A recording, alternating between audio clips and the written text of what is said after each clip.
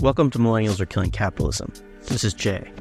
In July of last year, we published a conversation on the Iskra Books translation of Domenico Losurdo's Stalin, History and Critique of a Black Legend, with Henry Hakamäki and Salvatore Engel-Di Mauro. We found the book really fascinating and had lots of questions, so we were only able to cover about half of our questions in that first conversation.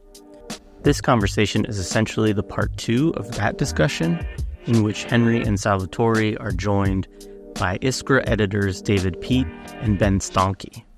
Of course, by the time we got around to recording this episode in late October, we were 3 weeks into Israel's genocidal counterinsurgency campaign against Palestinians after the heroic uprising known as Al-Aqsa Flood on October 7th.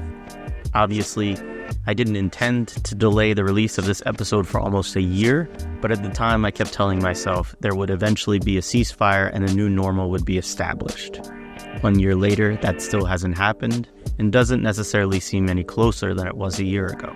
All that is really by way of an apology to Ben, David, Henry, and Salvatore for not getting this episode out sooner. It absolutely warrants your attention, and it actually relates in many ways not only to the struggle of Palestinians today, but to all struggles for national liberation, socialism, and communism.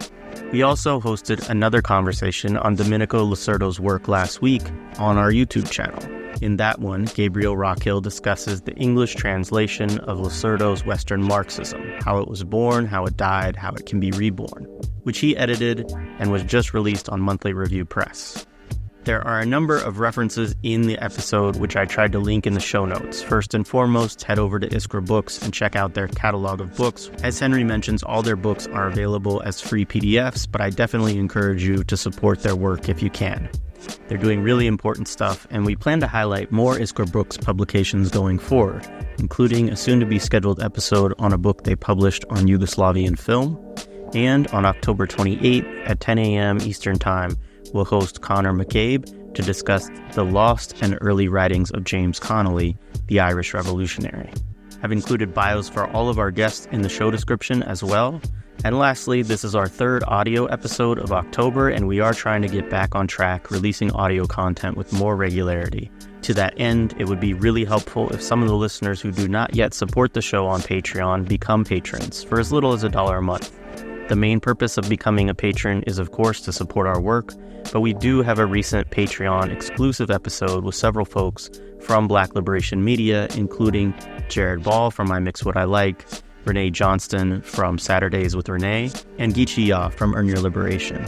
Shout out to all of them, and if you become a patron of the show, you'll get access to that recent conversation, which primarily focuses on social media, YouTube, and the types of censorship we face doing public media on platforms that we don't control.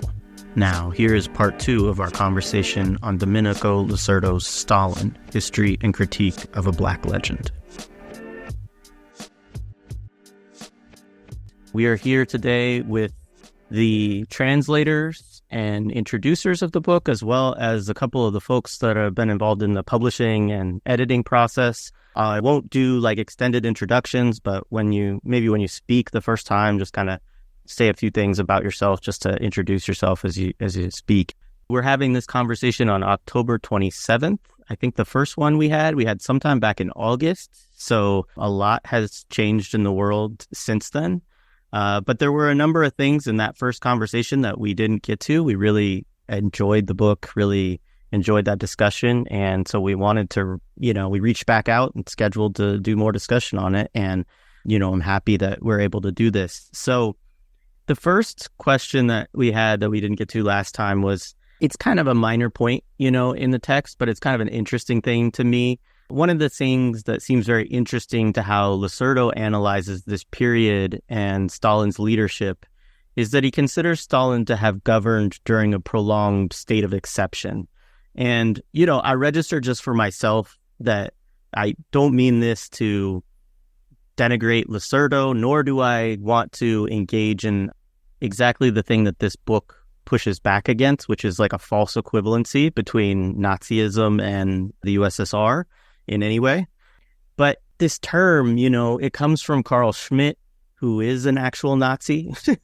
And Agamben, I know, has done a lot of work on this, and it's used a lot in liberal academia as well today. And, it's nonetheless a commonly used term, and, Losurdo uses it. Perhaps it's really important to how we understand Stalin's period of leadership as well. So, yeah, if one of you or a couple of you want to say a couple things about what a state of exception means, just first to explain that to folks, and in this context, of course, and briefly outline some of the key events or factors that produce such a long state of exception in the USSR, because I do think that whatever term we want to use, there are important historical realities that we have to grapple with this. Yeah. Well, I'll start, and I'll first thank you, Jay, and Josh for having us all on the program again. And of course, I'm greatly appreciative of Salvatore, David, and Ben for being able to make it to this recording as well. So thanks, everybody, for making this happen. I actually am, before we even bring up the state of exception, I just want to underscore one kind of critical point that's going to be key. And I don't think that we made it explicitly clear, although it should be somewhat obvious in the last conversation, which is that as we go through and try to answer these questions, we have a variety of perspectives based on this book in which we're able to come from. So Salvatore and I, as you mentioned, were the translators, and we introduced this work. So we engaged very deeply with it in that way. David and Ben edited this book, so they engaged with it very deeply in that way. And I know Jay, you and Josh both engaged deeply while reading it. So we have the perspectives of people who translated the work, people who edited the work, people who read and engaged deeply with the work. But there's one crucial perspective that we're missing here, which is Losurdo himself. So it's very crucial that the listeners understand that as we go and try to answer these questions, in many ways, we're trying to get into the mind of Losurdo himself, just reminding the listeners that he sadly passed away about 5 years ago. So in this process, we all engaged with his work and engaged with his thought, but any attempt to answer any of these questions is going to not necessarily be representative of why he did what he did, how he analyzed it in the way that he analyzed it. So that's kind of a crucial thing to just lay on the table as we begin. I'm probably not the best person to define the state of exception on this panel, but I will just mention that a lot of people are hesitant to use terms like state of exception because, as you mentioned, they originate with the Nazi jurist Carl Schmitt. And do we really want to be utilizing terminology or philosophical concepts that are put forth by reactionaries or outright Nazis in the case of Schmitt? I think that there is some degree of truth to that, like that we shouldn't just pick up philosophical things from Nazis because, it's convenient for us or whatever. But the state of exception, and I'll leave it to other people to kind of give a little bit more firm definition and discussion of it than myself. I think everybody here has more of a philosophical background than I do personally. What we have to understand is that we're not utilizing it in terms of what should be done, but we're looking at it in terms of what actually happens. So we're taking a look at the material reality of the world and the conditions in which, in the case of the Soviet Union, the state was existing under, and trying to analyze why decisions were made or why conditions were that they were, or why, leadership was structured in the way that it was, et cetera, et cetera. When we're analyzing it, we're not utilizing the state of exception because it's some ideal form, but we're utilizing it as an analytical method just to say, hey, look, this is kind of what we're seeing. And by analyzing it in that way, that this is some reality, or in some ways describes the reality, and try to make sense of what we're seeing in this way, it is useful, even if we don't want to utilize it because it was put forth by a Nazi. So there is a line to walk there, a very fine line. And like I said, I'll turn it over to my other guests because I know that there's a lot of us and I don't want to monopolize the time, but it is important to understand that there is a line that can be walked here. I think Losurdo does it quite well within this work, but that is a debate that is worth having. How much of that do we want to take on board versus how much of that do we just want to utilize it as a way of analyzing objective reality? But I'll turn it over to my fellow guests now. Yeah, hi, I'm David Peat. I was the editor on this project for Iskra Books, so I worked very closely with Henry and Salvatore, and also Ben, also in Iskra Books. So yeah, thanks very much to both of you for having us on. And yeah, I really enjoyed the first episode. I was sad I wasn't able to be there, so I really am happy to join this time. to back up what Henry said, and I from an editing perspective, I was quite intrigued that actually, Losurdo does not cite Schmidt as the source of the concept anywhere in the text, and he actually doesn't cite Schmidt at all in this text. But I recently read War and Revolution, another work by Losurdo, where he cites him extensively and really analyzes his work. So it's quite interesting that he just doesn't bring it up specifically. But yeah, to give it a little bit of a definition, in the fascist conception of it, it kind of refers to a need to go beyond the bourgeois law or the liberal, conception of legality and order in times of crisis. And, we've seen this obviously during the Nazi period, but also in the liberal countries, like in the US, for like extraordinary rendition following 9/11 and so on. And obviously in the current context, we're seeing it in Israel in the way that they're closing down journalists and rewriting their own law in terms of how they engage with enemy combatants and even how they treat their own military forces. But yeah, and I think maybe Salvatore will be able to contribute also on how I think there is a bit of a difference in the way Losurdo is talking about it. Because, he points out that Russia and the USSR didn't have a liberal tradition, so its legality wasn't based on that kind of thing, and so to go beyond that is kind of a different conception. And part of the book engages with the process of trying to construct what he calls like a socialist legality, and how getting close to that or moving away from it kind of waxes and wanes in different periods of the USSR's history. So it's, I'm not sure it's quite the same as how we might consider the Schmidt conception. But yeah, Salvatore, did you have anything else to kind of say how it might be different in Losurdo's use? Thanks, Dave and Henry, and thanks loads, Jared and Josh, for having us, at least me and Henry in particular, again. And I really appreciate all the work you've been doing. It's fantastic. And so it's an honor to be here as well for that reason. But yes, to continue on the state of exception, well, thank you, Dave, for laying out basically what the meaning has been relative to that Nazi's philosophy. It's, for some reason, when I was going through the process of checking and modifying the translation, it never actually dawned on me. I never made the connection. It's just, maybe it's because it's not an uncommon term that one uses in Italy. I don't know. It's something that is not necessarily related immediately, even in academic circles, to Schmidt's reasoning. But yeah, so when you raise the question, it's like, oh, yes. How did I not make the connection, especially because I'm steeped in Anglophone academia myself? I guess it must be the soil science stuff that I do that prevents me from making such connections sometimes to my own benefit. But if it's about a sovereign's ability to suspend the so-called rule of law, that is not really what Losurdo is talking about. I mean, just as what you were alluding to, Dave, because I think throughout the book, he talks about the state of exception as a geopolitical situation and as a permanent.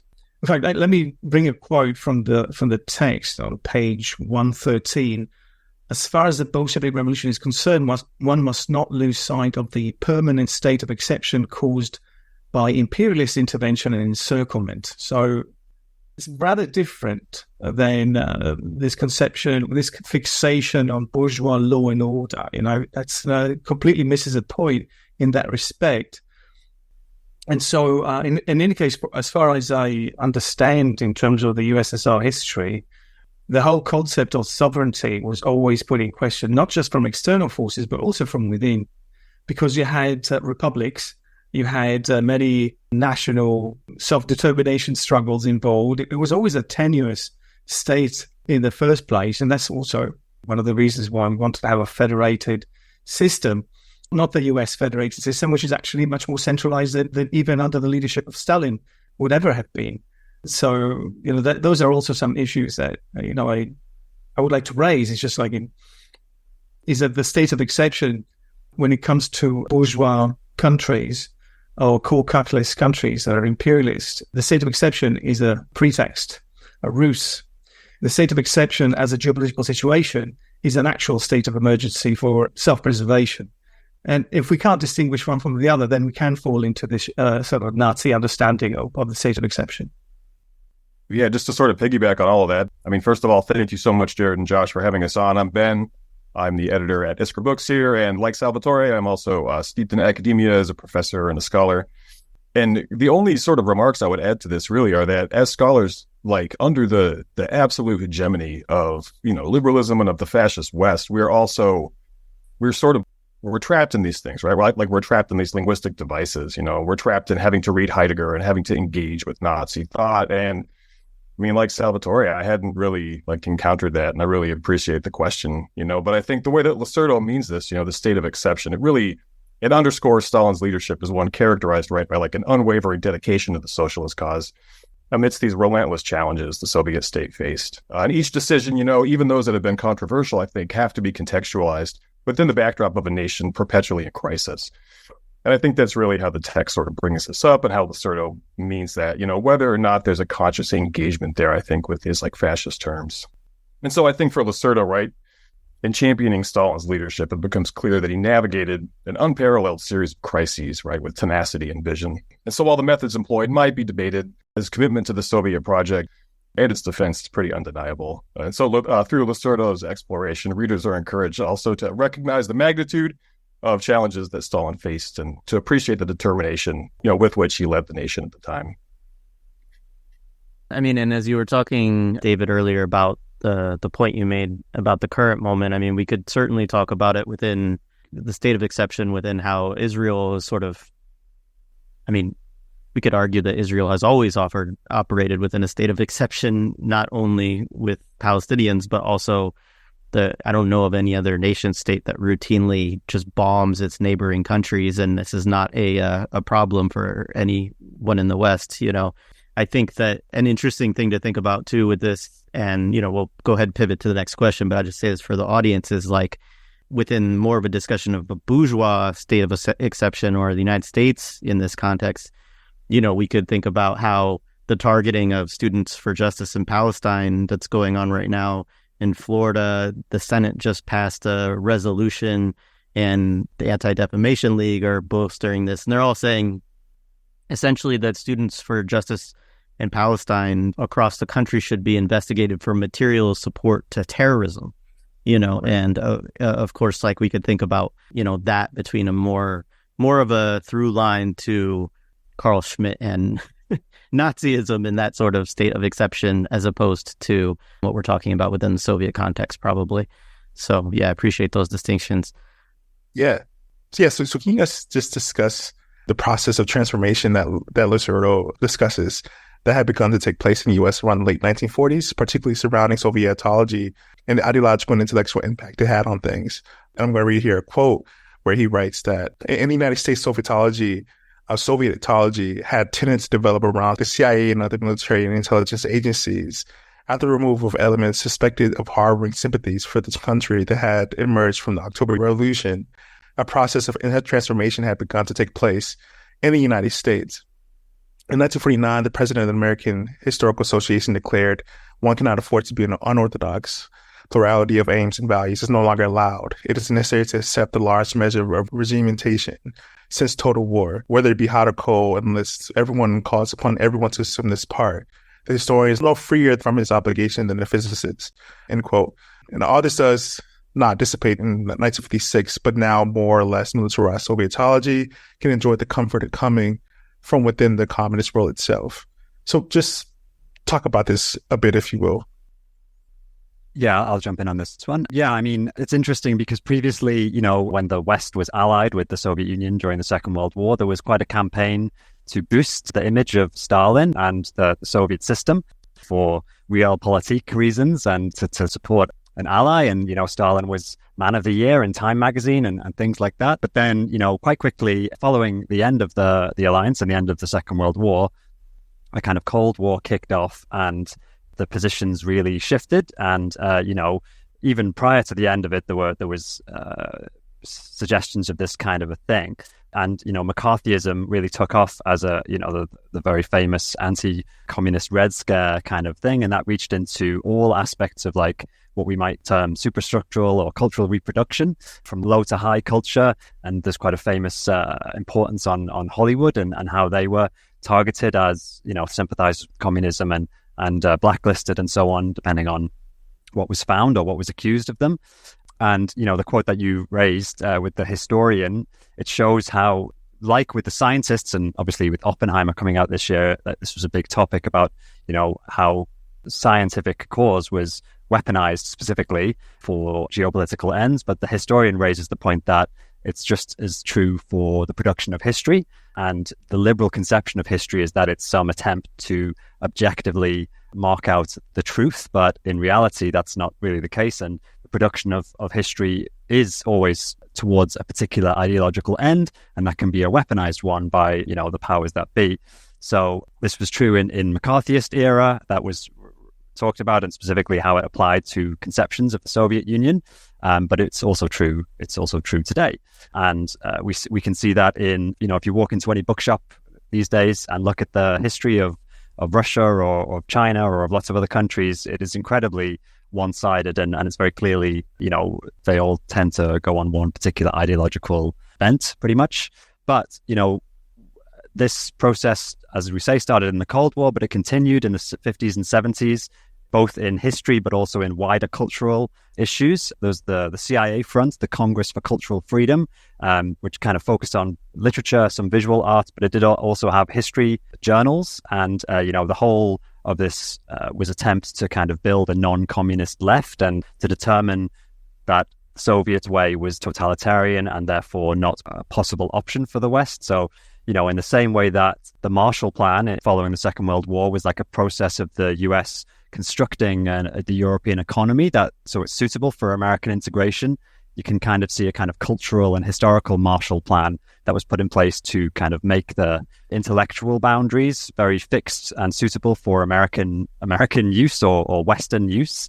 And the denigration of Stalin and Stalinism is kind of a little example of that. That could be a metonym even for the whole process. And, this, as I said, this process continues today in the way that people talk about China, the way that China is written about in academia and in low culture as well. And again, to bring up the topical issue, we've seen this incredible attack on Palestinian identity and the closing down of Palestinian cultural festivals. And there was a German writer whose award was taken away from them and so on. And it's all part of the same process of like delegitimizing ideological and cultural and historical conceptions in order to serve a particular ideological end. And Losurdo's book really charts how that was done specifically to the both from within the Soviet world and also from without. So it's a good example that is we can see in practice in other arenas still. I have one quick thing to add, which is something that I think is a little bit underappreciated in terms of thinking about why there was this sharp turn. So, of course, we know that there was an ideological division between the Soviet Union and the West. Everybody knows this. But one thing that people tend to not think as much about, and, many people know this, but it's not something that's at the forefront of people's minds. After World War II was really the era at which the struggle for decolonization began. And we have to consider and grapple with the fact that many of these decolonial struggles that took place across Africa, Southeast Asia, some Latin American countries, in this time period were informed and inspired by the Soviet experience and upheld the legacy of Stalin. Now, we have to grapple with the fact that in addition to the ideological struggle that was taking place between the United States and the Soviet Union itself, there also is this need to undermine and to combat the struggle for decolonization as their position, the West's collective position, and of course the United States being at the head of that in the post-World War II era, their position of preventing decolonization or opposing decolonization in many cases. And many people will listen to this and say, well, the United States wasn't really the colonial power in Africa. They weren't the one that were actually having to grapple with decolonization directly. That fundamentally fails to understand the fact that it is a world system that is driven by unequal exchange. The United States, despite not having direct colonial control over many of those countries, was one of the disproportionately largest beneficiaries of that system being perpetuated. And by allowing the figure of Stalin to be venerated, upheld and inspire the toiling masses within the third world that were struggling to break free of the colonial chains that they were being held under, the United States and its Western allies understood that they had to undermine the image of Stalin in order to prevent that from happening in any way possible. We know that the United States and its Western allies, and I use the United States primarily because, again, in the post-World War II era, they were the hegemonic power, and in many ways still are. They took a variety of methods in terms of trying to subvert this revolutionary fervor in the third world. Many, many methods, one of which was by trying to tarnish the legacy of Stalin, who was upheld across much of the third world. And there's many books that have come out, particularly in recent years, that demonstrate how inspirational this example of the Russian Revolution in general, and Stalin in particular, in many cases, was to these people. And so that's something that we also have to keep in mind. We can always talk about the ideological struggle between the two sides of the Cold War, and that's something that has been talked about since that was a contemporary issue during the Cold War. But it's far less often that we think about the decolonial struggle and how Stalin factors into that, the image of Stalin, that is. Of course, we're talking about after Stalin's death, particularly where this tarnishing of his image was done. But his image was used across the third world at that point. And in some cases, to be honest with you, it still is.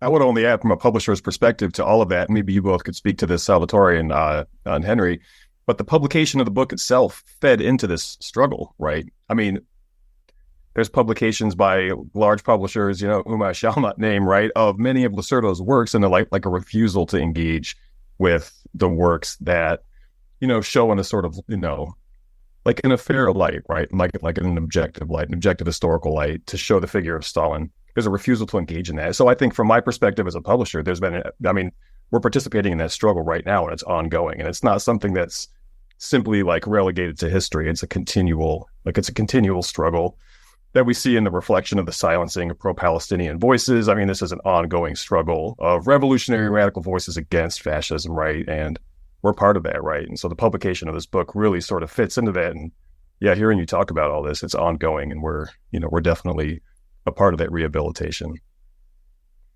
And I'm sure Salvatore has something to say there too. But one thing that you mentioned in terms of there's so much pushback against this work in particular, right. I'm still hearing about it from folks that would like to engage with this work in a way greater than they are. And just one example that I can't be specific about because of the person's need for anonymity in this case, a comrade who I've communicated with several times is one of the leaders of a major independent radical bookstore, I believe out in California, I think in the LA area specifically. Major independent left-wing, not publisher, but bookstore.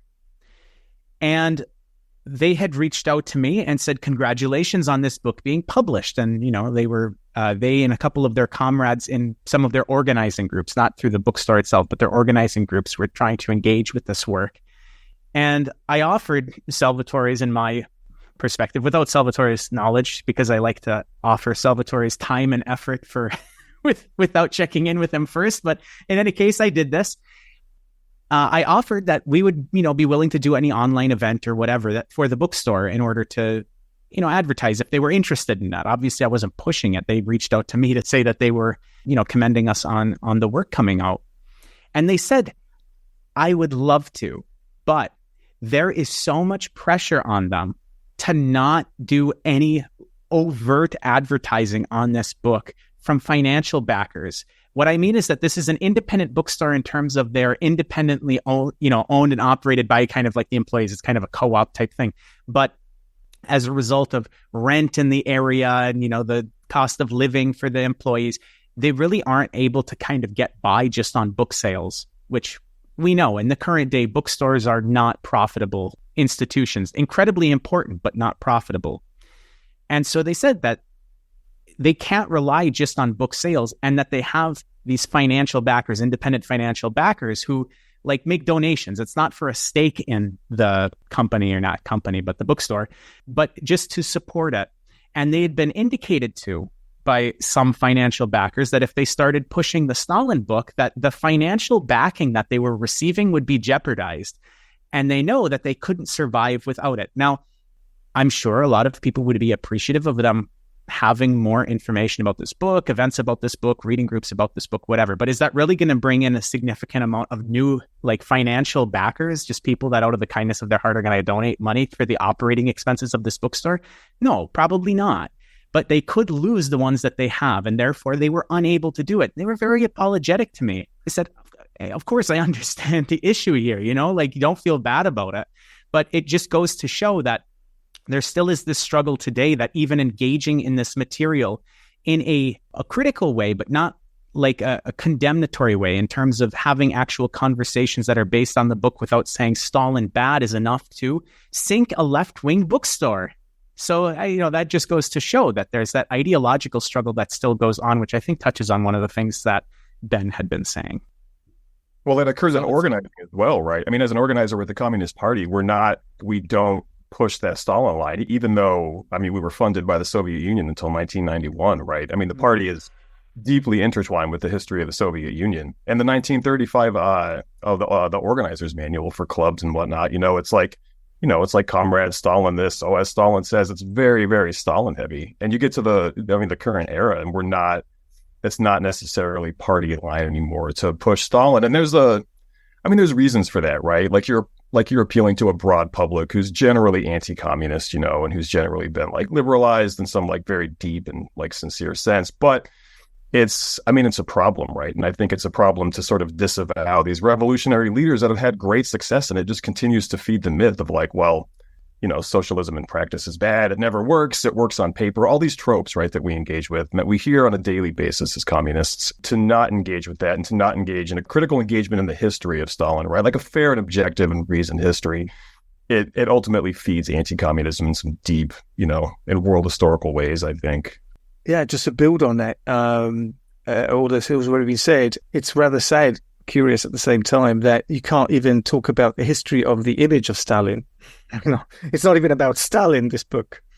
It's just, you have to just have the word Stalin in the title, and suddenly everybody presumes, or a lot of people, including on the left, presume that you are a Stalinist, whatever that even may mean. So that's the sort of retrograde, diseducated public on the left, especially, that we're dealing with. That's what that shows. And it shows the triumph, in some respects, of Sovietology. They really did a number. They were very effective. Of course, it's going to be it's going to be easier to be effective if you've got the CIA and the entire state apparatus on your side. Plus, a lot of leftist currents that will do the work for you, whether they're willing to recognize the context in which they operate or not, whether they're cynical or they're just opportunistic, or whether they're really genuine. Either way, the context, which in the United States or Canada is really beyond most of the left's control, it is really also self-damaging.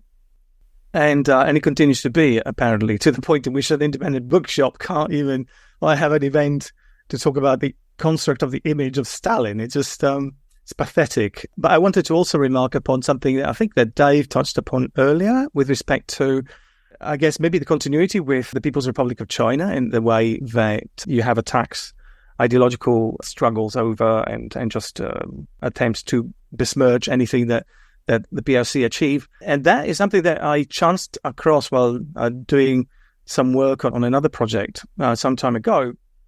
And I chanced across this, basically, I think it was a Senate committee-supported study would be an exaggeration, propaganda piece from an academic to demonstrate the evil of Mao. Now, this was back in the early 80s, and it was just basically a very similar set of strategies to, first of all, reduce China to one person, just like the USSR are reduced to, one person, which is a bourgeois view of the world, and then one of aspects of the bourgeois view of the world, and then, of course, to attack the entire project as something that can only be disastrous, can only lead to millions of deaths and the rest, and therefore to stymie anyone from even thinking about approaching communism as anything sensible. And we're still at it. I mean, that's the pathetic part about this. We're having examples of it, and just like Ben said, this is part of the ideological struggle. And I have to say that, from my end, I think I have much less to lose because, I'm a teaching institution and I don't have much prominence and I don't have to run a bookshop. But I can imagine that for people who've got a much more popular or followed profile, this can be a life or death in terms of not just image, but also income. And so that's also something that, that I think it makes it worthwhile to produce these kinds of translations. Anyway, I think that's about all. And I think the Sovietology thing, in any case, and maybe we'll talk about it maybe a little bit in a different way, but is also kind of speaking about the genocide that is being perpetrated on Palestinians by the Israeli state, by the Zionist state. Sovietology is also an exercise in projection. Because, the examples that they draw from, the fabrications that they have made historically and they continue to reproduce, are basically projecting what liberal democracies have done to peoples throughout history. And in fact, even just to also relate to what Henry was saying with respect to anti-colonial struggles and how they were inspired by the USSR, one might want to also think about the genocides in the United States and the anti-colonial struggles that oftentimes get skipped or totally ignored, and how in this country, in the United States where I'm living at the moment, you have also the complete erasure constantly, including on the left, of national self-determination struggles by indigenous peoples and how that's been denied, and how also within indigenous communities there's been a very heavy attempt at ensuring that they're going to go nowhere near communism either. And there's a divide and conquer tactics that have worked quite the charm. And I think at the Red Nation, I want to shout out to them. They're one of the few who have picked up the pieces and tried to make connections to demonstrate the importance of indigenous people's struggles in the Americas to communist struggles. But anyway, maybe we'll touch upon that under some other theme or question. Thanks. Yeah, right on. Appreciate all of your thoughts on that topic. One thing I should say to listeners too is obviously this is part 2 of a conversation, and I do encourage people, if they're listening to this, to go back and listen to part 1 too, because we're continuing on, and there's a lot that we addressed in part 1 about, I can't remember if it was, I think it was Salvatore who said this, but what this book is, and that it is not just a history of Stalin or a biography of Stalin, etc. It's an examination of the images and ideas of Stalin over time, and it's an examination of comparing those ideas with the actual history and realities. And, so it's really a very interesting book. And another thing that we should say too, because we did address it in part 1, is that it is also a book that acknowledges that Stalin did things that were, I don't even want to solely attribute it to Stalin, and we'll get to that in the next question, but that there was terror that existed within the USSR, that there were things that we would all look at and say, yeah, I don't like that. That is not what I would like to have happen in an ideal society. And yet it still tries to look at these things through a materialist lens and to understand them and to seek to, critically engage with them and think about them, as opposed to just saying, because these things happened, Stalin is a monster, so on, right? And I think that that's a really important thing for all of us if we want to seriously think about the lessons that we want to learn from a history like the USSR.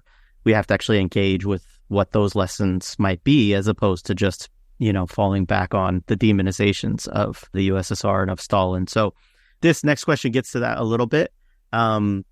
This book really addresses the framing of totalitarianism. This section actually reminded me a bit of some of Walter Rodney's work on the Russian Revolution in his very good book that I'd also recommend. I think it's called Russian Revolution, A View from the Third World, because he talks about this same dynamic, that there's an image of Stalin as a dictator that was able to order all of these kinds of violence throughout his society, and that this really misunderstands, intentionally so probably, but it misunderstands the kind of social forces and pressures that were going on within the society. It misunderstands how widely spread also a kind of revolutionary fervor and, desire to move in a certain direction from the people within the society took hold at a grassroots level, was very organic. And so examples of this, right, are, some pressure that came from below, right, would be in the workplace against those who are seen as loafers or lazy, against those who were stealing what was thought of as now belonging to the people, against legitimate counter-revolutionaries or reactionaries, and against some of the messianic or anarchic behaviors that were seen as too utopian or localized and didn't get on board with the kind of broader projects of national development of the productive forces of the new state of the USSR.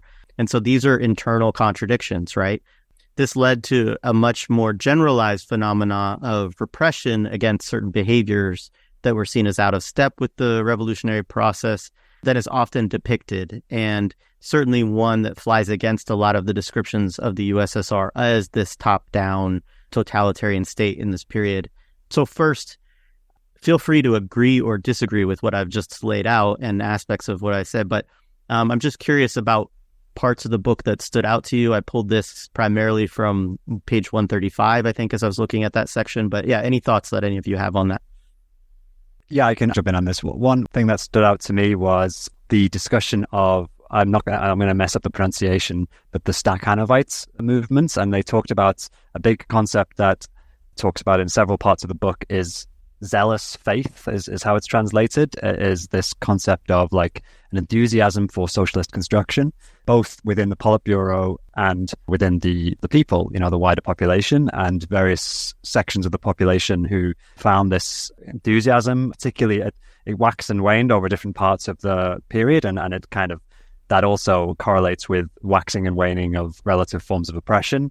But yeah, they go on to talk about how especially the Politburo were seen as like workaholics and constantly working to develop the nation after the revolution and to fight off the various threats and internal and external that were coming up. But then they talk specifically about this Stankhe movement, which was kind of a model worker movement about, during particularly the first 10 years of socialist construction, like certain workers tried to do their best to contribute and to really go above and beyond because they felt ownership and engagement and connection to the project, and they wanted to encourage other workers to do likewise. And yeah, it's an interesting question for any revolutionary movements to kind of deal with. Once the actual revolution has been achieved, how do you keep a population engaged with the dreams that they had before the revolution? And in all of the history that we've seen so far, the revolutions tended to have occurred in the poorest parts of the world, and therefore after the revolutions happened, they were at an extreme disadvantage compared to the developed nations. So a lot of work needs to be done, and the people need to do it. And there, as we were talking about, there's lots of the threats and concerns that challenge them, even are already starting at this disadvantaged place. But what various people observed, and even, people who are not sympathetic to the Soviet Union did observe, especially in the 20s, was this extreme enthusiasm. And it kind of seemed to be the case that because the workers could see material advantages growing day by day, that was what motivated them. And they could see that their work was actually resulting in improvements to their lives and improvements to their freedoms and improvements to their communities. They also got a kind of strong recognition in terms of, feeling proud of their work and feeling engaged. And this US diplomat, he has a quote, who's called George Kennan, and he said, "The industrial proletariat enjoyed such a high social recognition that in its eyes it far outweighed the material disadvantages connected with the planned acceleration of economic development." So, that seems to be a case where if people can see that their lives are getting better, then obviously they're going to be more invested in the socialist construction. So that sounds like a bit of an obvious point, but over the course of the USSR, obviously that wasn't always true, and there were points at which that kind of enthusiasm wasn't necessarily in a lot of places. And obviously, I think in any future considerations, we're going to have to deal with this question. Likewise, in terms of ecological responses, how do we get the wider population to build the new mode of production that we're going to need in order to not destroy the planet? So yeah, it's kind of that thing. And just before I jump off, one of the points on this question that I thought was quite interesting, because we were talking about, points of oppression and points of freedom. And later, like in the first points, you saw enthusiastic work at the places of production.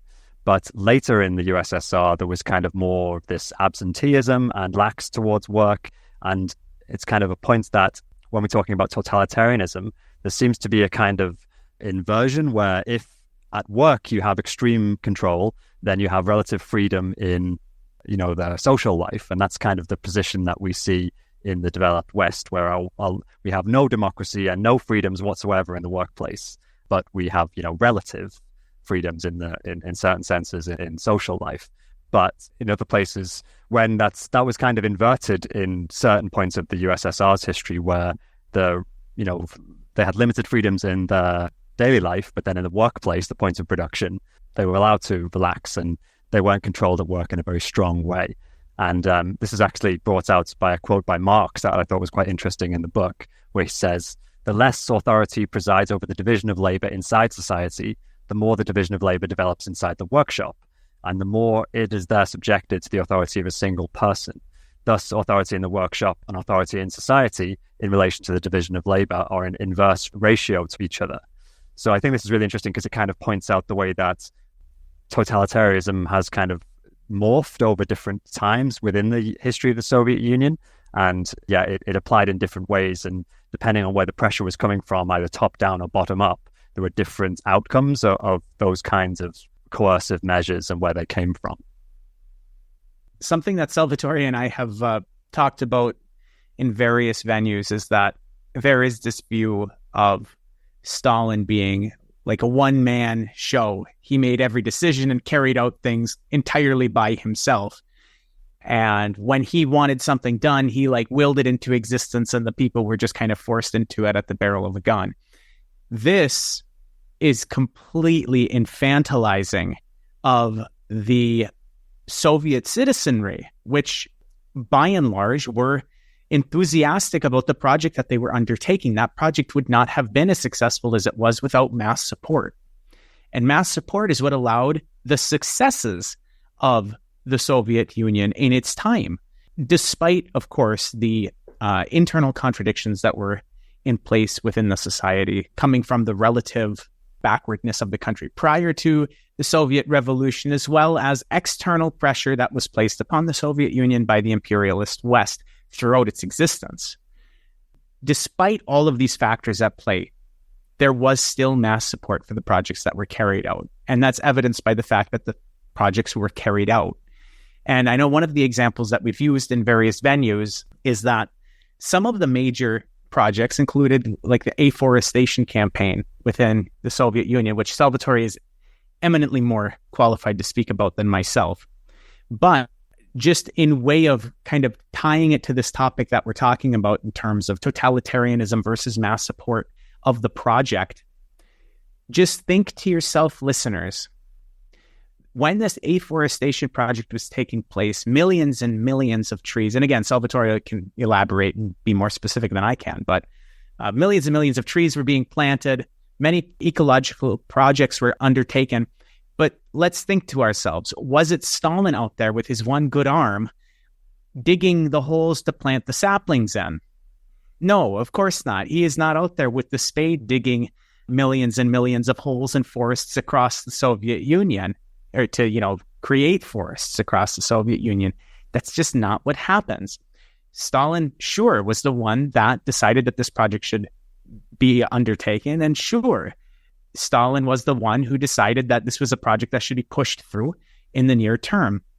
And sure, there were coercive measures in place, there was a somewhat bureaucratic state that was overseeing these projects.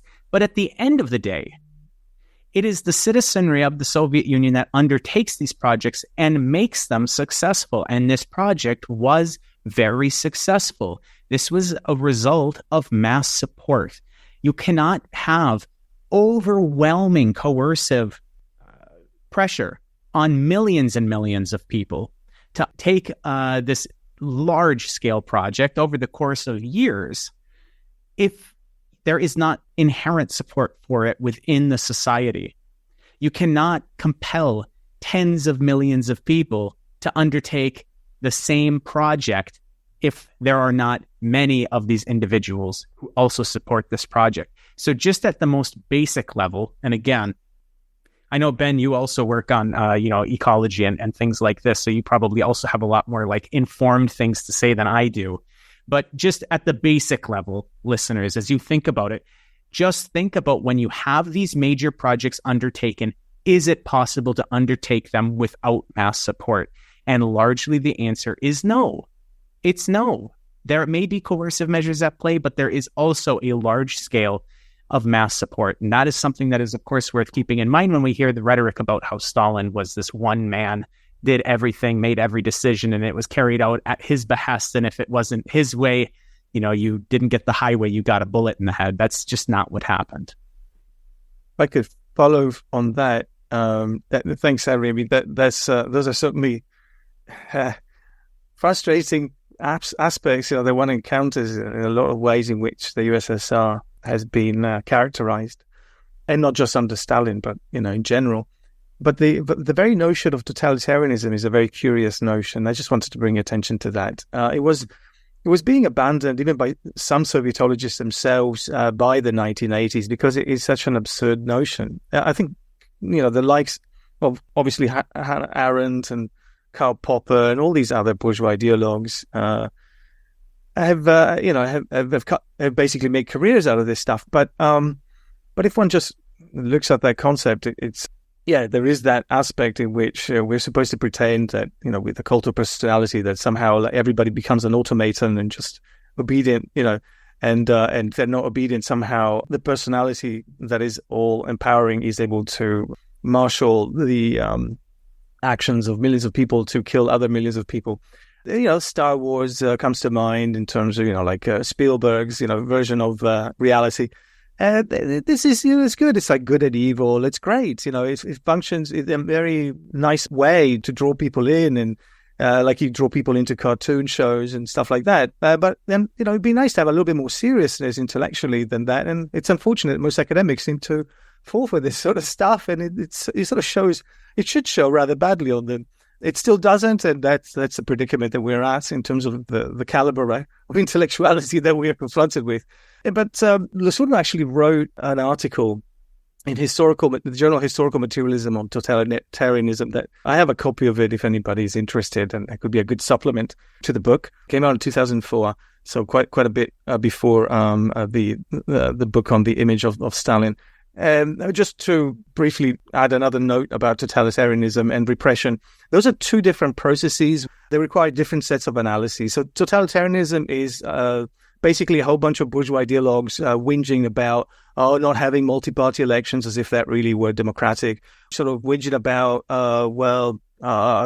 human rights violations as if, a capitalist system is not actually profoundly violating of basic needs of the majority. This should be looked at as the nonsense that it is. It should be exposed as the nonsense it is. When one talks about repression, it's a set of practices that needs to be contextualized as well. Obviously, not necessarily something that one wants, but one might consider the multiple scales that are involved as well. So just to give an example, with respect to the USSR, there certainly was ample repression and ample amounts of death. And that's something that we need to learn from, not to just forget about, put under the carpet, or just moralize about and disavow, but something to confront to what can we build out of this that we can prevent in the future? That should be, I think, a more constructive view, even if one, is horrified, as I am, of the horrific things that were done under Stalin's leadership. But there are many aspects of repression, and they're not necessarily centralized as people might imagine.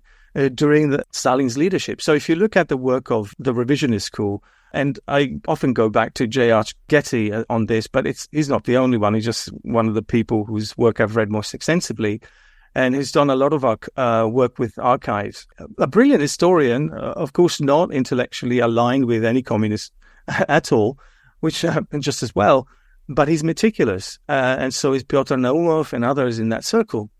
And what they've shown is that under the so-called totalitarian regime under Stalin, actually you had all these different factions. You had regionally influential factions as well that actually contradicted Stalin's preferred policies, and there was a back and forth between these different scales. It wasn't just everything emanating from Moscow. It's just ridiculous anyway. And Henry, I think, articulated that quite well.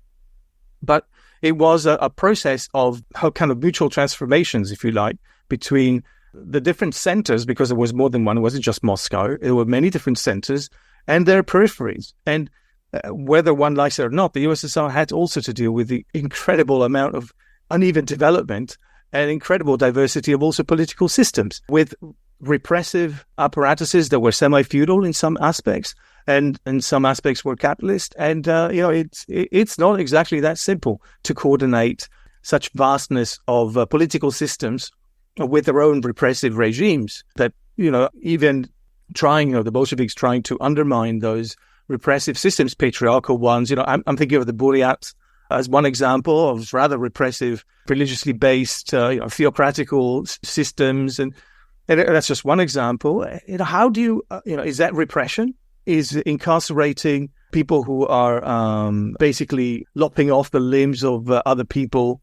Is incarcerating them, is that a form of repression? Is that how national self-determination is supposed to come about? Is there supposed to be reinforcing certain kinds of rule-based order that basically keeps women inside a hut? Let me just turn the totalitarian idea on its head and say, these are totalizing understandings of the USSR, where you just have repression as just coming from the center outwards. That's not how things actually happened. And millions of people perished as well out of these extreme contrasts, out of these also erroneous policies. Some of them were good policies and some were erroneous. Some of them just went really bad in the way they were put into practice, and we have to learn as to why that came to be instead of dismissing them. Otherwise, we can't construct any socialism. I mean, seriously. If we come from that viewpoint, it's hopeless. And we can just sit in our homes and sort of dream up things and not do much about it because somebody might get killed. But unfortunately, we're in a system in which people get killed on a daily basis, as in Maine, with the massacre of 23 people by a gunman. Well, are we supposed to not repress that dude? Is that what we're coming down to? Sorry, I'm making a little bit of a facile argument here, but thanks.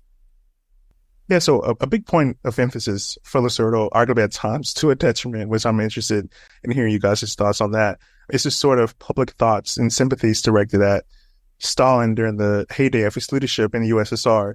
He uses quotes from Churchill and FDR to back some of these claims, which obviously, depending on who you may ask, may not be the best endorsement, of course.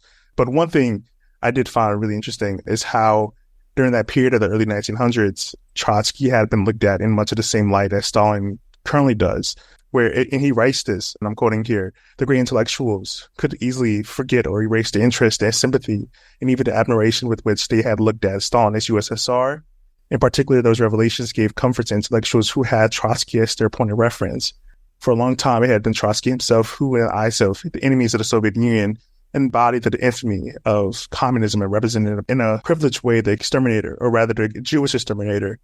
Even in 1933, when he had already been exiled for some years, in the eyes of Spengler, I think it's pronounced, Trotsky continued to represent the Bolshevist mass murderer, end quote. So yeah, just talk about this historical shift, which again, I found super fascinating how Losurdo kind of maps out the drastic transformation and how leaders in the wider general anti-communist public saw both Stalin and Trotsky over the course of their lives and subsequent afterlife, if that makes sense. But yeah. I guess I'll open up with something that may not directly answer your question, but might add a little bit of flavor to it, which is that as time has gone on, there's been a differing need for a specific narrative to beat socialists with. And in those early days of the socialist experiment within the Soviet Union, the impetus to have socialism tarnished by any means necessary was primary. There hadn't been a long history of leadership. There hadn't been a long body of, evidence of specific crimes or whatever they were trying to put together in terms of trying to construct the narrative. So they were just basically taking whatever would stick. And in Trotsky, those of us on the Marxist-Leninist left are loath to admit that Trotsky had, we're not really that loath. It's kind of like, petty bickering in many cases, and I kind of play into that myself sometimes, but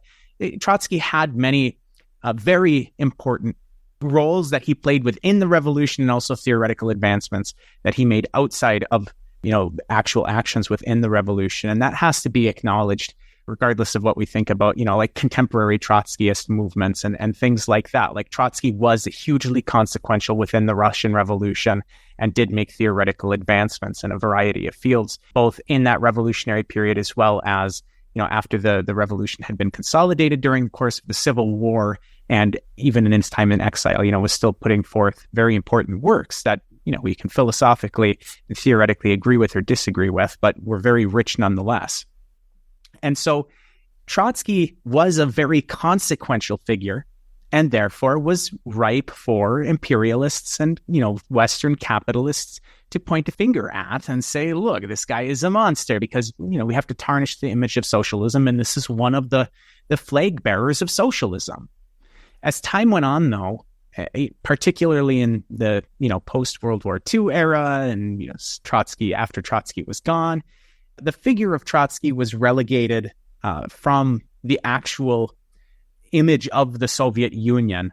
It was widely understood that he had been pushed out of any sort of decision-making capability very early on, and that he was writing his works after that point from an outsider's, like oppositionists, of course, perspective, rather than from the governing body. When the imperialist West was trying to put together this narrative, it's much easier to put together an anti-socialist narrative if you have a state that actually exists and is carrying out actual policies to point a finger at, rather than some theoretician. Again, in those early days, obviously, Trotsky wasn't just a theoretician, but the memory of Trotsky in those later days was more of his theoretical work rather than the fact that he was incredibly consequential as, the leader of the Red Army and, et cetera, et cetera.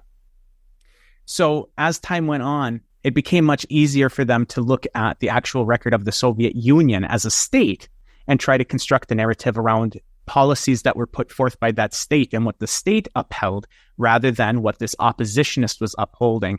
And so as time went by, it's important to consider that there is this political and ideological motive for this construction of this narrative. That is kind of the whole purpose of this work, is to look at the why and the how of this narrative around Stalin was constructed, but that's more broadly applicable as to the political reasons behind the why narratives around socialists more broadly are constructed and why they are used as a cudgel to beat future socialist movements with. So my point is simply that in those early days, and this is not the entire answer, this is just one thing that I want to add, and perhaps my fellow guests have more to add on the other components of this, but one of the things that I think is pretty important is that in the early days, Trotsky was more affiliated with the actual socialist movement, whereas in the later days, he was seen as this kind of oppositional figure within the socialist tendencies, but not within the socialist kind of governing apparatus. And as such, when you're trying to construct this narrative against the brutality of a socialist state, Trotsky wasn't somebody who was ripe for the picking. Like, they could obviously construct narratives around him, but it wouldn't be as consequential or as easy as constructing narratives around somebody like Stalin, who, we mentioned he wasn't like the one guy who was pulling all of the levers within Soviet society, but he was the guy who was the head of the government at the time where the Soviet Union was making some of its greatest strides and was the biggest countervailing tendency within the world systems. So, that's just something to consider, is, how important these characters were at any given time and how that plays into the necessity to construct the narrative around them. Just to add to that, to what Henry just said, it sort of made me think about maybe a little bit widely about these shifts that Joshua were asking about.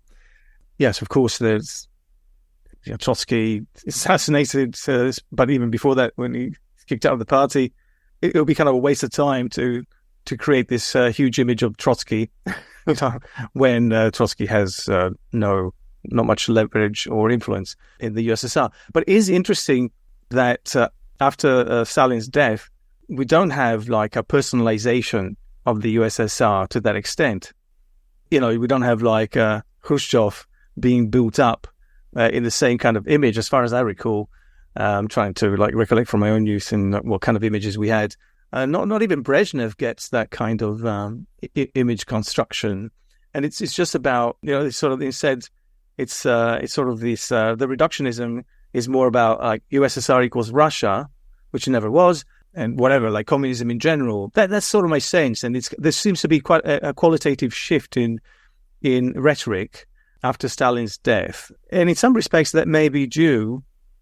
I haven't really analyzed this, so I'm just speaking out of whatever I've read and had experience with over the years, but it seems like it's due to the so-called not so secret, speech, the speech that was made in order to accomplish things outside of the USSR mainly by Khrushchev and his colleagues, because it wasn't Khrushchev alone acting on this.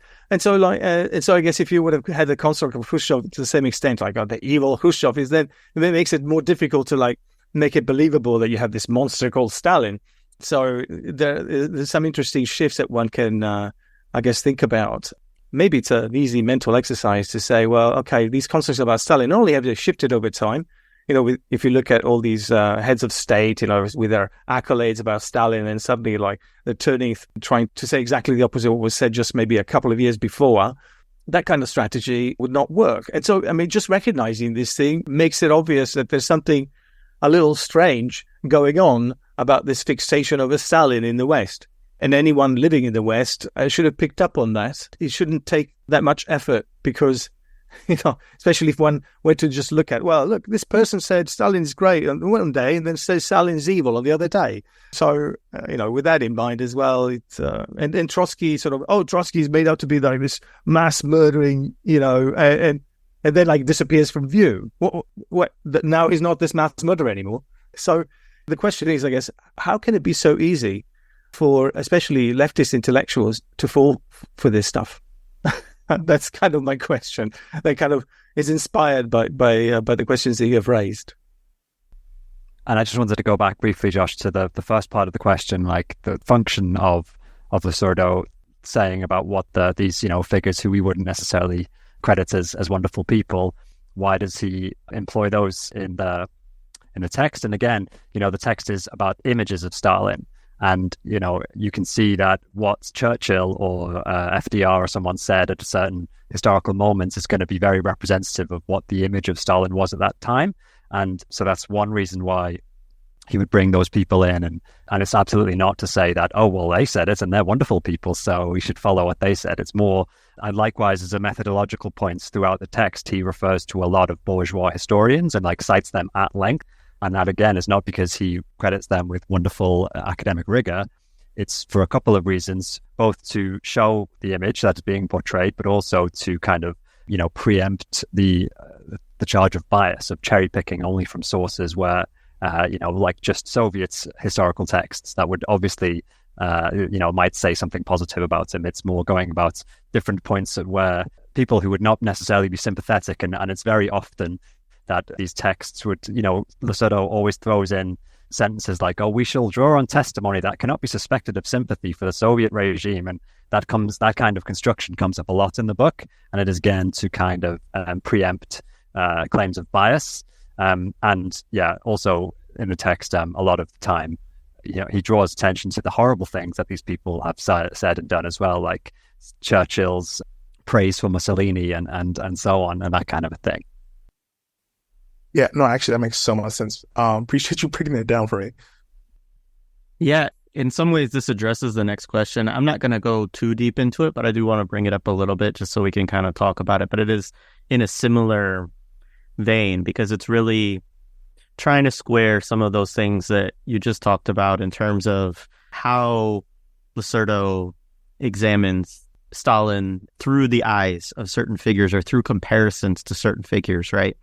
And I think we've already said in this conversation, obviously there are things that happen under Stalin's leadership that we don't want to sit and say, hey, this was good. Like, we don't want to say that mass relocations of people is the best way to deal with the problem, or that, that the Gulag system didn't have excesses, or that even, like we talked about a little bit in the last discussion slightly, we talked about the purges some, right? And how do we evaluate those, and understanding some of the internal contradictions going on within the leadership too, and some of those challenges that were in the society. And so each of these is different. Like these are different, each of the situations you have to look at it in totality, study it, understand what was going on, understand all the forces at play, And so that's really beyond the scope in a lot of ways of what Losurdo is doing here and what we can do in this conversation. And I understand that, and I think one of the things that's interesting, maybe we could shift this question a little bit, is like, obviously he makes comparisons to Tsarist Russia and to the brutalities of the UK and the British Empire under Churchill, as well as things like with FDR, like the internment of Japanese people and other policies. I don't remember if he talks about like the exclusion of Black people from a lot of the New Deal stuff under FDR, but we could certainly throw that in there too, right? If we wanted to have a kind of discussion of these different things. And part of it, I think is very clearly, and I think Losurdo is pretty clear on this, is just sort of saying like,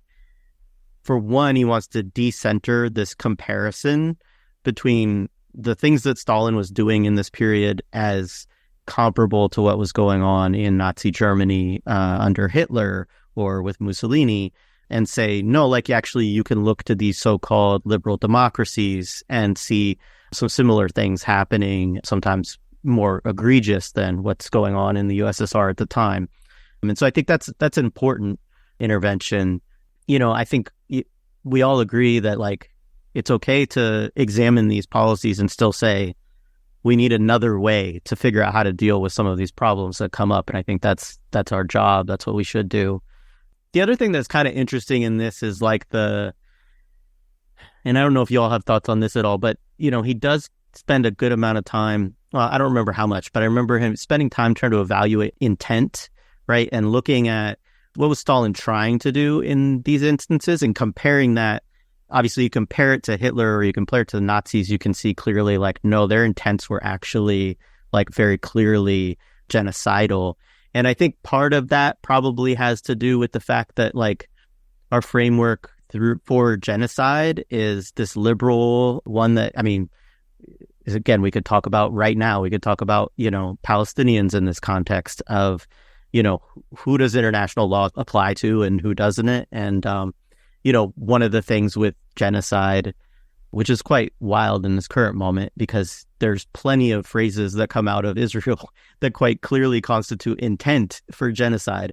And so anyways, I think initially when I read it, I had some concerns there because I'm like, is this materialist to really focus too much on intent as opposed to the outcomes of these policies themselves?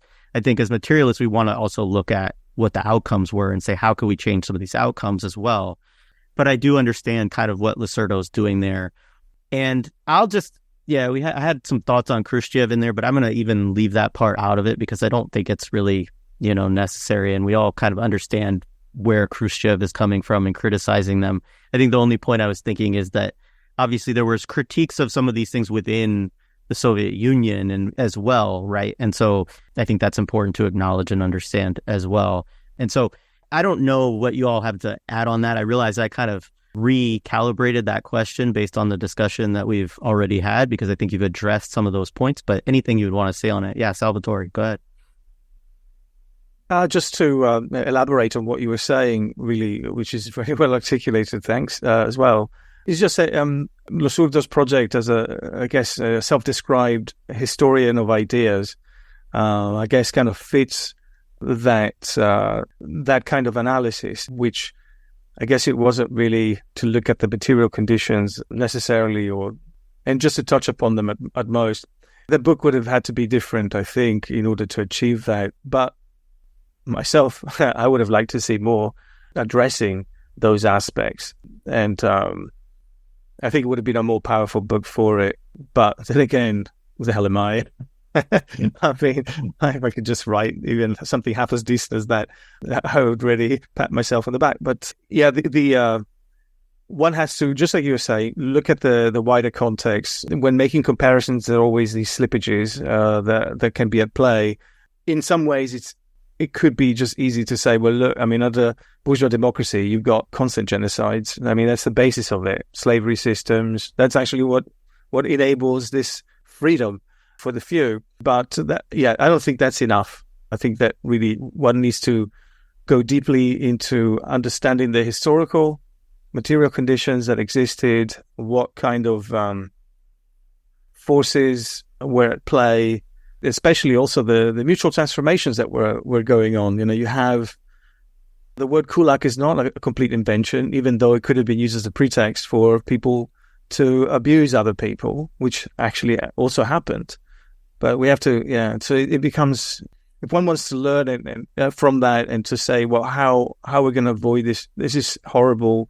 How can this be avoided in the future? We really need to look at the context fully and not get into comparisons with other contexts that might not enable us to enlighten, our approach anymore than just, okay, so things are systematically worse somewhere else.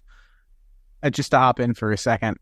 So I'll mention two things. The first is that it's just a tangential point, since Salvatore mentioned that kulak wasn't something that just, like, the concept of a kulak didn't spring up out of nowhere. This is a concept that existed long before the Bolshevik Revolution took place. And fortunately, I had a book immediately next to me which uses the term kulak and kulakization.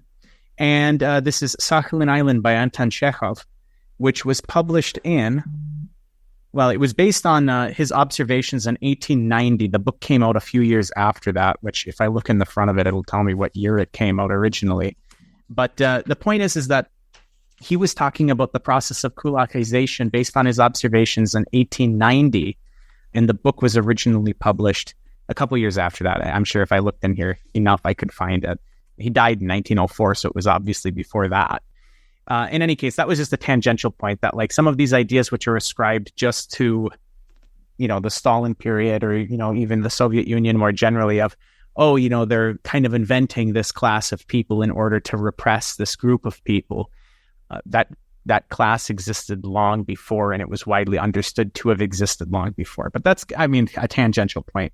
The main thing that I wanted to discuss was the idea of intentions and analyzing intentions and how that kind of is, a non-materialist way of analyzing things. That's true. Looking at intent is not materialist in itself, but there is a place for looking at intent. Like, what is ideology beyond intent to create a world upon a given line? That is an important thing to understand. Like, if somebody says, I want the world to be a better place, like, okay, that is an intent, but like, what is your ideological drive to achieve that? And the ways in which you go about doing that is also an intentional decision that may be informed by material reality and material analysis that you've been doing about what you think would be the proper way to achieve a given goal.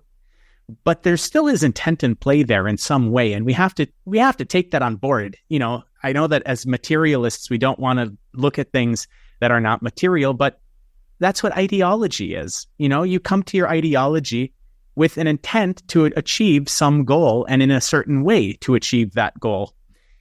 Now, we actually discussed a shameless plug on guerrilla history in much more depth. And specifically in the episode, let me get the title for you listeners in case you want to go and listen to it. Sources and Methods, Psychedelic Remote Viewing with Brandon Wolf Honeycutt, which we talk about historiographic methods and, how some sources should be viewed and could be viewed. A long discussion with Brandon, who's a really great guest and a good friend. But one of the points in which we discussed in that episode, and I'll be brief because, again, you can listen to the episode in which we discuss it more in depth, is that when people are ascribing intentionality to an individual, the intentionality is always ascribed to people who they disagree with. What you'll see is that when you're looking at bourgeois historians, they'll say things like, well, if you're looking at George W. Bush, it's true that retrospectively we can look at what's happened in the Middle East and say, look at what a terrible result we've had. But I would be loath to ascribe any intentionality to him because I can't get within my subject's mind. Even people who do like more biographical works are afraid of ascribing intentionality to somebody who they're directly studying. What is the point of doing that, looking at this person's decisions, if we're not trying to understand what the intent of said decision was in the first place, either implicit or explicit intent. It doesn't mean that that's the only way that we should analyze it. Of course, we should take a more materialist analysis, but it is something that is worth considering. On the other hand, though, these same bourgeois historians who are loath to ascribe intentionality to their subject, if their subject is somebody like George W. Bush or Henry Kissinger or whatever, Andrew Jackson, any of these ghoulish figures in history, and I know that I just used all examples of American history, but it's obviously more widespread than that. They are not afraid to ascribe, these same people are not afraid to ascribe intentionality to people like Stalin, for example, or Lenin, or whatever, Trotsky, if we're going to use that example that we were talking about earlier. They're never afraid to ascribe intentionality to this, and it's for the simple fact that to ascribe intentionality that would undermine the project in which this person is operating within would undermine the entire system in which these bourgeois historians are operating in.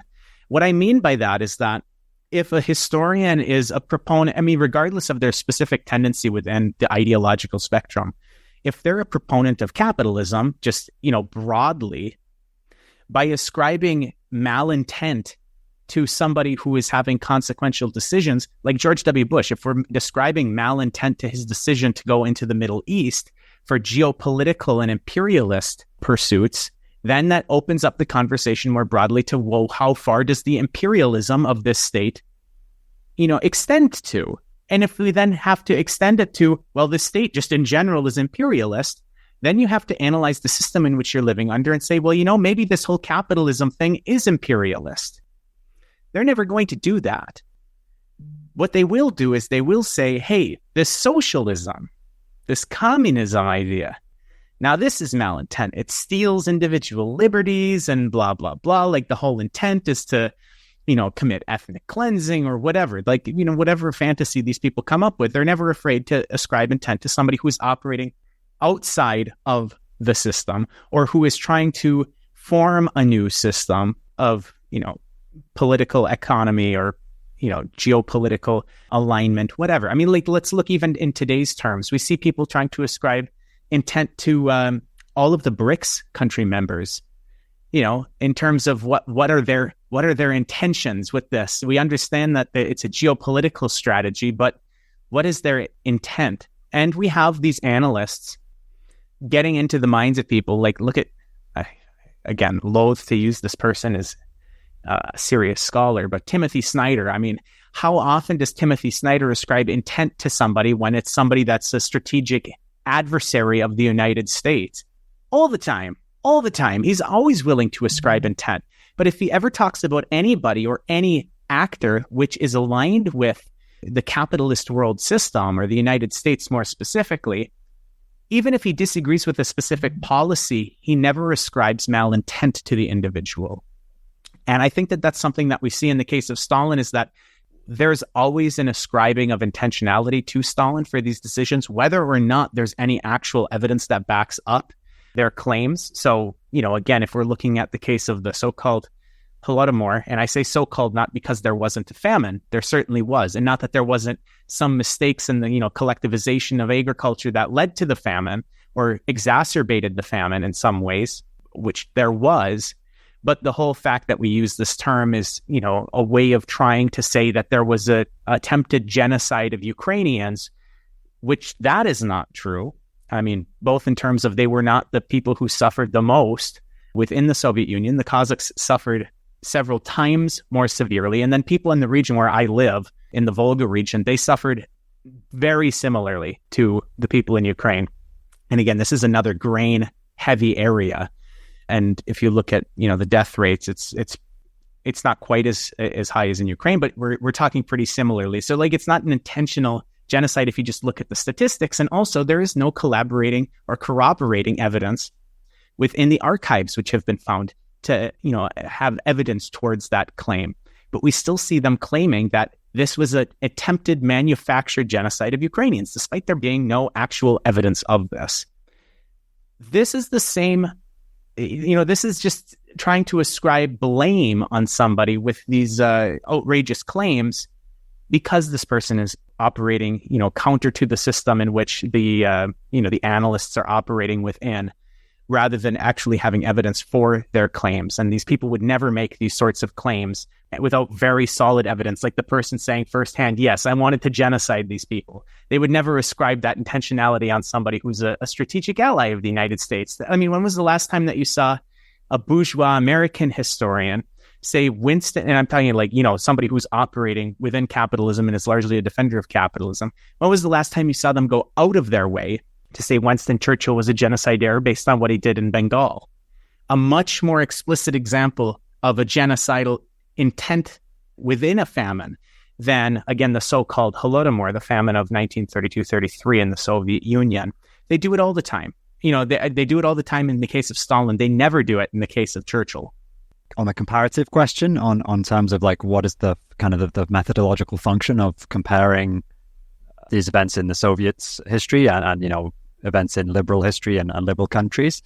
Yeah, I think, on a rhetorical and a propagandistic basis, I think Losurdo is aiming to contextualize these events, in order to recognize errors, and he admits the errors, and so we can learn from them. But, it's a kind of, it's always the case that liberal histories make these events to be definitional about the socialist experiments. But when they occur in liberal countries, then they were accidents, or, more realistically, they're often just denied or forgotten. But when it happens in a Soviet, experiment in Mao's China or in the Soviet Union, they're always made as constitutive of that socialism, essentially. So, he wants to, there's several reasons why he wants to do this comparison, because number one, he wants to remind people about these events which are systematically repressed in collective memory.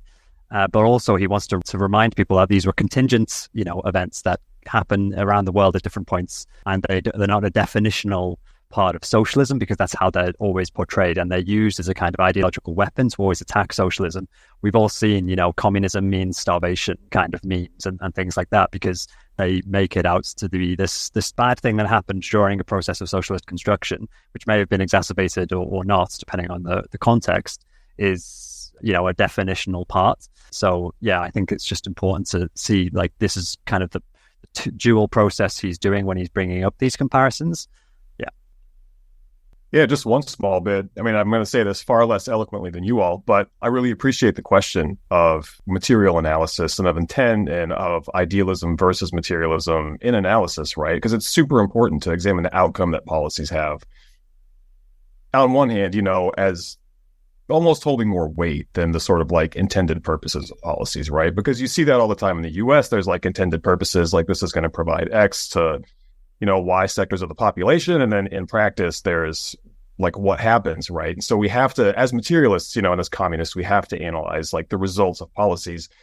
However, I think Losurdo makes the point, right? When he talks about, when he talks about Stalin's work in the national question, right? And his work on sort of pulling this idea that language is not simply superstructural, right? That there are material dimensions to language. And I think that there's something there to sort of point out that we live in one world, right? There's not an ideological world out there that exists as some sort of abstract spiritual world, and then a material world in which we operate, right? So all of the things that we're looking at, I think Losurdo does this in the sense that, as Stalin sort of brought language from superstructure to a more material ground, I think Losurdo does that too. I think Losurdo's looking at intent from a more, these things emerge in the material world, right? And these things are material in nature, and they're worth examining, right? And I think for all the reasons that all the other guests said here, far better than I'm going to say it, right? I think it's really important too. And I appreciate the question, and I think it's really important that we look at outcomes, but I think also, similarly, as materialists, it's important to look at things like intent alongside of outcomes.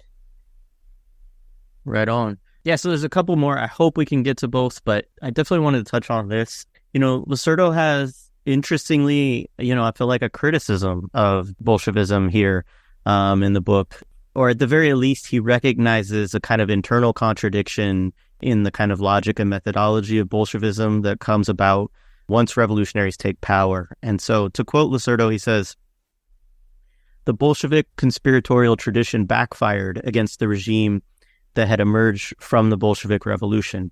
In 1920, Lenin had called the attention of revolutionaries to, quote, the viewpoint that it was obligatory to combine legal and illegal forms of struggle, and that it was obligatory to participate even in a most reactionary parliament and in a number of other institutions hemmed in by reactionary laws, end quote. So that's the end of the quote from Lenin. Losurdo goes on, that was not all. Revolutionaries know, again a quote, to make any sacrifice and even, if need be, to resort to various stratagems, artifices, and illegal methods, to evasions and subterfuges, as long as we get into the trade unions, remain in them, and carry on communist work within them at all costs, end quote. So that, again, is the end of a quote from Lenin. Losurdo goes on, this is precisely how the opposition behaved toward the institutions and political and social organizations of the hated Thermidorian regime. The conspirators adhered to a precise rule of conduct. They make their self-criticisms, recognize their mistakes, and are for the most part transferred to those whom the Stalinist press now calls the double-faced men, or even the left-right faction, seek from that moment contacts which would enable them to broaden the front of resistance to Stalin's policy.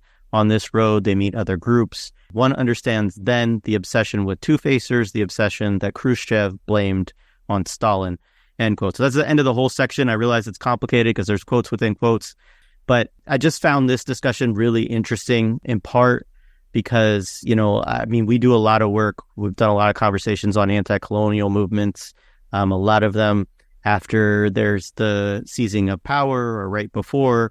These same kind of internal dynamics can happen. You could talk about Grenada, you could talk about Guinea-Bissau, right? There's a lot of historical examples that we could go into, and obviously we don't have time or space to do that. But obviously, the other part that Losurdo gets into is that these factions who see Stalin as a usurper or as an autocrat seek also to enlist support from enemies of the USSR. And this creates a big problem, obviously, because of the external contradictions that the USSR is facing as well, which are quite existential. So I was curious how you felt about this section, if you had reflections and thoughts about this, either personally or through the book itself. It's such a huge question. And there's such little time. So I wanted to point out that there is another reflection that Losurdo made in another work that might be worth reading. I'm not going to read it, but another way of critiquing the way that matters were handled within the Bolshevik Party in the USSR. It's an article in International Critical Thought that came out in 2017, and the title is "Has China Turned to Capitalism? Reflections on the Transition from Capitalism to Socialism." So there's another aspect to that he adds, which is about the role of different economic processes involved in that could be also contradictory. And I suppose that's what I want to point out, that there always have been historically within whatever socialist current one is looking at, internal contradictions, differentiations, and those are not going to be got rid of. And I think one of the things that one might want to look into is not how to prevent them, but how to prevent the civil war that the Bolsheviks entered into, that also is pointed out by Losurdo. How can differences be handled under a tremendous pressure of annihilation by foreign powers? How can such differences be handled in a way that everybody who's involved survives? That is an open question that I don't feel like it can be answered, but it's something that is worthwhile thinking about if one is serious about revolutionary processes, whichever context it may be. Yeah, and I'll throw in this last question too, because it's related, and I'll just share it. And then, I do have about 15 more minutes we can go. So one of Losurdo's final passages in the book has the question, quote, "It is the question between revolution and terror that is the hard problem. It began with Robespierre, not Lenin, and it is still open," end quote. And yeah, I mean, in a lot of ways, I think this resonates too with like the kind of question of those internal contradictions, the question of revolution and terror. These things really kind of also animate the book, obviously, as well as we talked about more in the first part of this conversation, but all of the external contradictions, all of the imperialist attempts to subvert the USSR, and the fact that the Nazis wanted to liquidate them, right? So, that those things also drive so much of the history that you can't ignore them and do a reasoned history of Stalin or that period.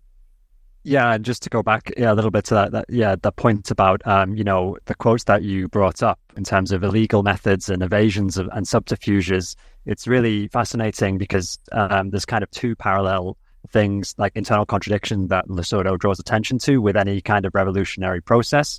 First and foremost, all of the participants are trained to be good at subterfuge, and they've had years and years of practice of undermining authority.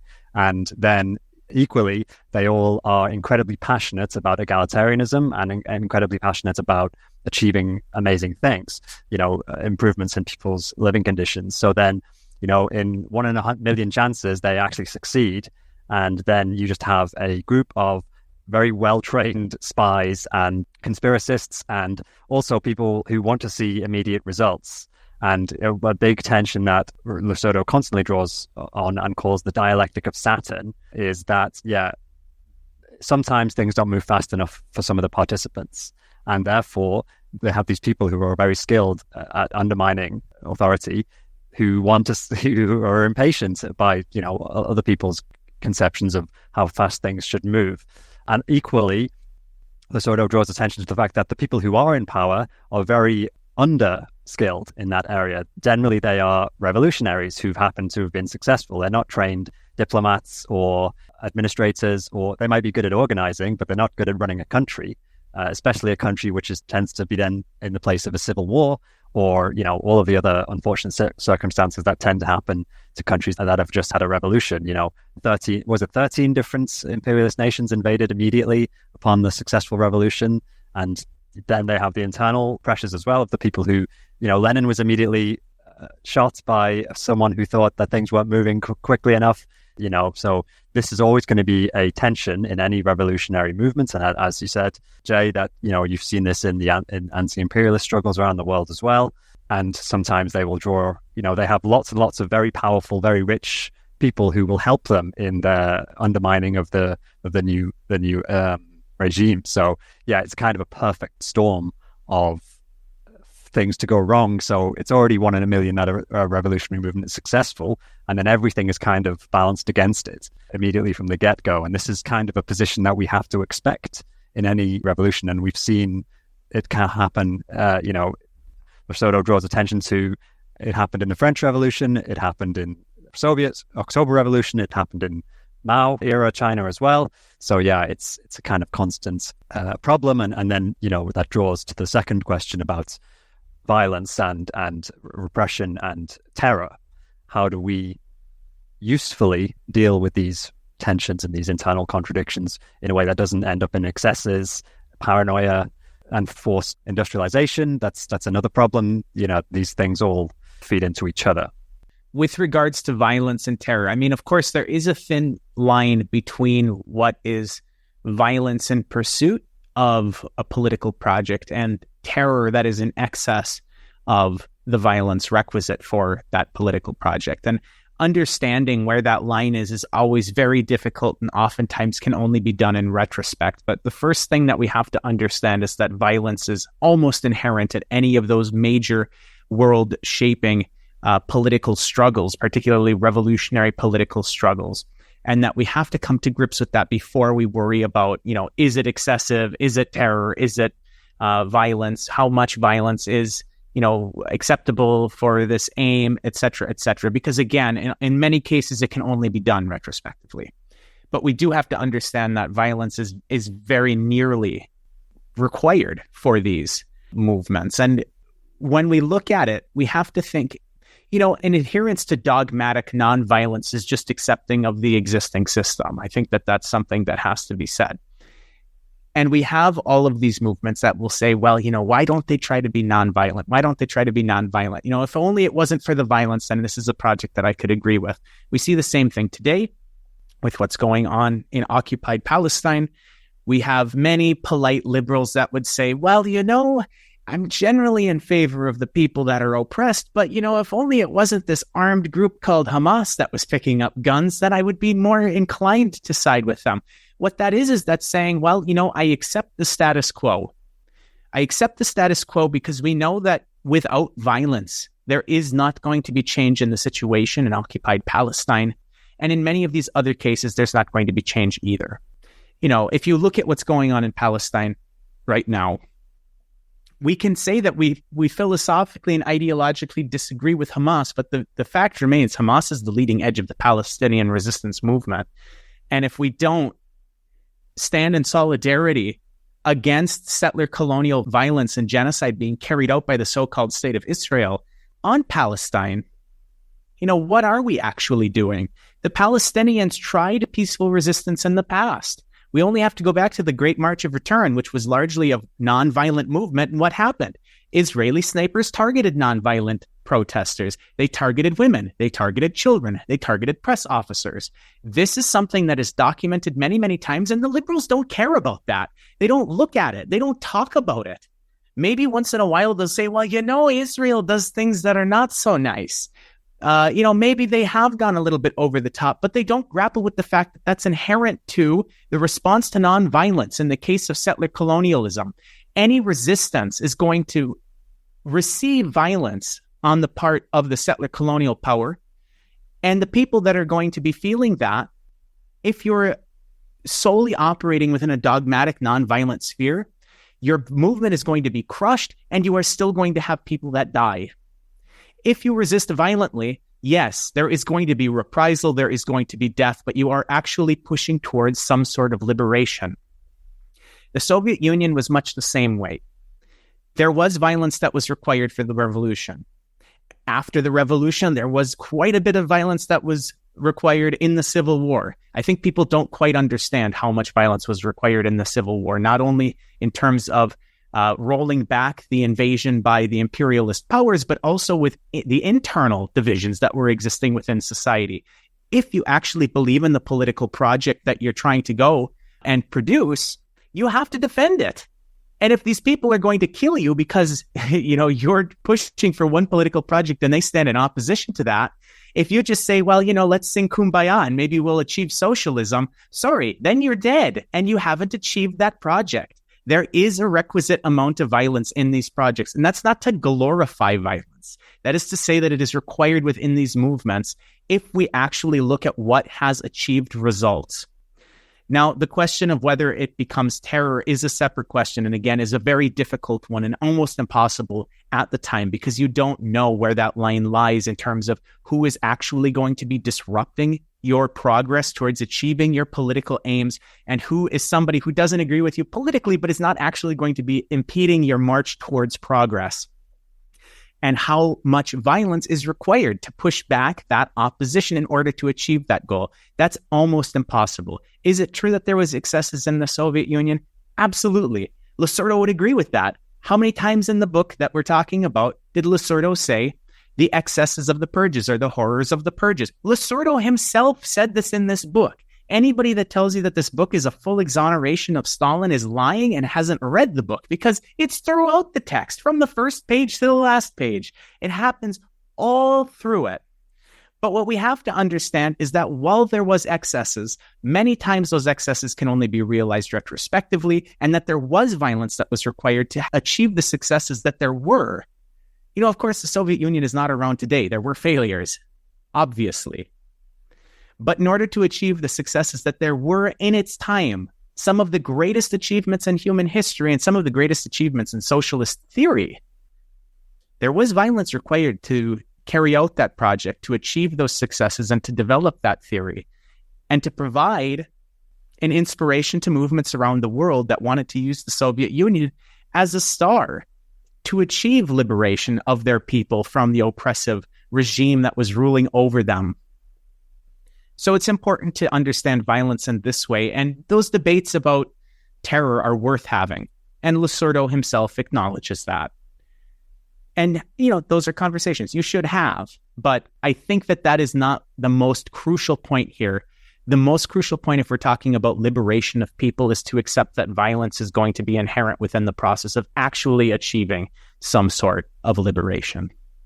Yeah, beautifully stated, Henry. I mean, I'm like, there's not much that I can add to that really in the way of content, other than to say that, I mean, the state itself is a monopoly on violence, right? Life itself is violence. To live, like living things consume other living things. And violence, I mean, it's inherent in the natural order, right? And to delegitimize resistance movements, by the sort of like liberal pacifistic, glance on violence, it's a delegitimization of the revolution itself. And there's this quote by Engels, the military leader of the people becomes an indispensable permanent official.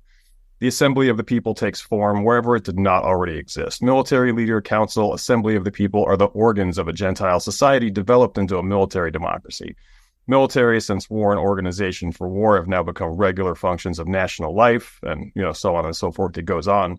And Lenin writes about, too, the proletarian state, the proletarian revolution will not occur but through violence. And so I think it really is a fundamental misunderstanding and a mischaracterization of violence itself. And, a disacknowledgement of, the idea that the violence of the oppressed can never in any way match the violence of the oppressor. And the violence of the oppressed, really, it's self-defense on a very fundamental level. Right on. First of all, just thank you all for all your time, for doing this with us again. David and Ben, thank you for joining us this time as well. And definitely encourage folks to engage with the book. We've talked a lot about in these 2 episodes what it is and is not. And I think that there is a lot to glean from it in reading it, whether you agree or disagree with different parts of it. There's a ton that you can learn through engaging with this text. So yeah, absolutely. And I'll leave it to our guests if you all have anything that you want to offer at the last few minutes. I would just like to thank you for the opportunity to speak again. I'd like to point listeners in the direction of iskrabooks.org, which is where you can find the Stalin book that we've been talking about today. And it's worth mentioning, which we didn't mention today, but we did last time, that the PDF is available for free. Of course, you can get the print edition and it looks awesome. So, of course, I encourage people to get the print edition, but one of the key components of this project is that the PDF is available for free, as are all of the books that Iskra Books publishes. So, kudos to folks at Iskra like David and Ben, who, uphold this as a political project and make this work available and accessible for free to everyone who wants to. So I want to direct the listeners to iskrabooks.org, where you can, download this work and all of their other works and more works to come. I'd like to direct listeners also to, Guerrilla History, which I've mentioned before, where we have another discussion on this book, as well as, some other conversations that might interest the listeners. But I want to turn it over to Salvatore now, because we had just gotten the green light from Ben at Iskra that we have, the rights to do another book project together. So, folks, if you enjoyed the partnership of me and Salvatore, and I know I have, Salvatore is one of my best friends. So, I'm always happy to, have more things to do with him. But we just got the green light for another project. So, Salvatore, why don't you pitch whatever you want and introduce what that book project will be now that we finally can? Thank you so much, Henry. I'm completely chuffed in so many ways. First, for having been invited again, and for having the chance to converse about all these topics that you've raised very, very sharply. Yes, we are, thanks to Iskra comrades, we can work on the work that appeared in 2018 by Guillaume Swing. Guillaume is a militant, a communist militant in France, who does work on ecology, and the work that we want to translate, Écologie réelle, from French. Hopefully we want to do it well. But thanks to Henry, we will, and David, and whoever else speaks French. It's the title is the real ecology, which is something that I wish I would have read before writing my own book, which came out in 2021, and has also been discussed. But it is looking at the USSR's and Cuba's achievements in environmental preservation, and it's a great counter to a lot of the sometimes outright fabrications about environmental degradation in the USSR and Cuba. And so it should be a rather important reference for those among us who are very much sensitized to and actively involved in environmental politics from a communist perspective. This will be yet another source, hopefully, that will be empowering activists in terms of, at least in terms also of the ideological struggle involved, of puncturing through this very regrettable situation in which everything the USSR or China or any socialist country has achieved is not recognized, and instead the opposite is said about them with respect to environmental degradation. Thanks. And just to add, as Salvatore mentioned, the title is Real Ecology, but there is an alternative title, which I think the listeners will get a kick out of. Communism, the Highest Stage of Ecology. Oh, there we go. Right on. All right. Thank you all. I do have to run. I'm sorry, but I appreciate you all and your time, and look forward to sharing this with our listeners once we get it finalized. Cheers. Thanks so much. Thanks. All right. Cheers, comrades. Thank you so much. All right. Thanks a lot.